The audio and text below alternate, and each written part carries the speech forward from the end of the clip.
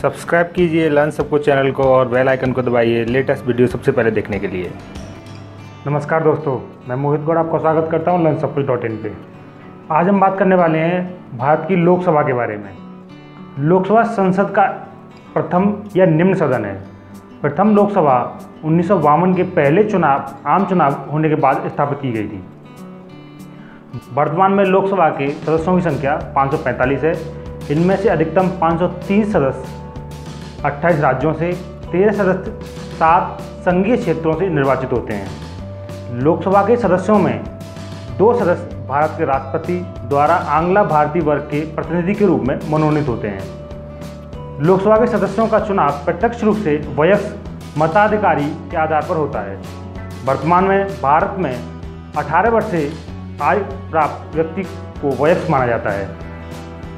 लोकसभा की सदस्यता के लिए संविधान के अनुसार निम्न योग्यता होनी चाहिए। योग्यता है वो भारत का नागरिक होना चाहिए, उसकी आयु 25 वर्ष या इससे अधिक होनी चाहिए, वो भारत सरकार या किसी अन्य राज्य सरकार के अंतर्गत किसी लाभ पद पर न होना चाहिए, वह किसी न्यायालय द्वारा पागल न ठहराया गया हो या दिवालिया घोषित न किया गया हो। लोकसभा का कार्यकाल 5 वर्ष का होता है।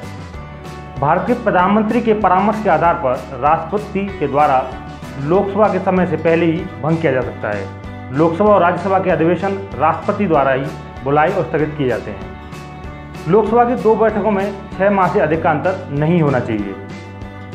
लोकसभा और राज्यसभा के संयुक्त अधिवेशन राष्ट्रपति द्वारा निम्न 3 स्थितियों में बुलाए जाते हैं। पहली स्थिति है विधेयक एक सदन से पारित होने के बाद जब दूसरे सदन में जाए। दूसरी स्थिति है दूसरे सदन द्वारा विधेयक अस्वीकार कर दिया गया हो, या तीसरी स्थिति है दूसरे सदन को विधेयक प्राप्त होने की तारीख से उसके द्वारा विधेयक पारित किए जाने की 6 माह से अधिक समय बीत गया हो। संयुक्त अधिवेशन की अध्यक्षता लोकसभा के स्पीकर द्वारा की जाती है। भारतीय संविधान के अनुसार लोकसभा स्वयं ही अपने सदस्यों में से एक को अध्यक्ष और एक को उपाध्यक्ष नियुक्त करती है।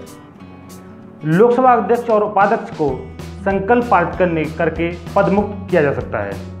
लोकसभा राष्ट्रपति द्वारा जारी राष्ट्रीय आपदा की उद्घोषणा को नामंजूर कर सकती है। यदि लोकसभा का कोई सदस्य अनुमति के बिना सदन से 60 दिन तक अनुपस्थित रहे तो लोकसभा उस स्थान को रिक्त घोषित कर सकती है।